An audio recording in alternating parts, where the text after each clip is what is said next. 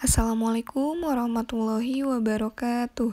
Anak-anakku, hari ini kita akan mempelajari mengenai struktur dan penggunaan bahasa pada teks Pabel. Nah, tujuan pembelajaran kita hari ini, peserta didik mampu menelaah struktur dan penggunaan bahasa pada teks Pabel dengan tepat dan percaya diri. Baik anak-anakku, untuk struktur Pabel yang pertama yaitu ada orientasi. Nah, orientasi ini merupakan bagian awal dari suatu cerita yang berisi pengenalan tokoh, latar tempat, dan waktu. Setelah orientasi, yaitu ada komplikasi. Komplikasi ini merupakan suatu konflik atau permasalahan antara satu tokoh dengan tokoh lainnya. Untuk resolusi, mohon maaf Ibu salah menuliskan. Nah, untuk bagian resolusi ini merupakan bagian yang berisi pemecahan suatu masalah. Setelah adanya konflik atau permasalahan di bagian komplikasi, bagian resolusi ini yaitu pemecahan masalahnya.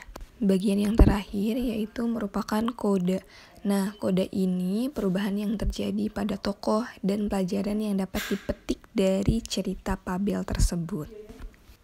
Selanjutnya ada penggunaan bahasa pada teks Pabel yaitu ada kalimat langsung, kalimat tidak langsung, kalimat seru, kata sandang si dan sang, kata hubung waktu, dan kata depan. Yang pertama yaitu kalimat langsung, kalimat yang langsung diucapkan kepada orang yang dituju. Biasanya kalimat langsung ini ditandai dengan tanda petik. Contohnya, Andi berkata, "Aku akan pergi ke sekolah besok." Ini merupakan contoh kalimat langsung. Selanjutnya, kalimat tidak langsung yaitu kalimat yang melaporkan atau memberitahu perkataan orang lain dalam bentuk kalimat berita. Contohnya, Andi tidak jadi berangkat ke sekolah karena perutnya sakit.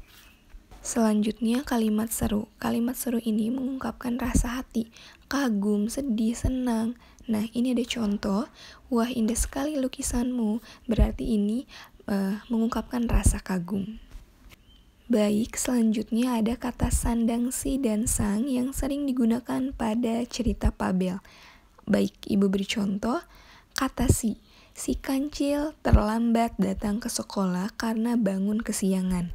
Sedangkan penulisan sang ratu bersedih karena anak sematawayangnya gugur dalam peperangan.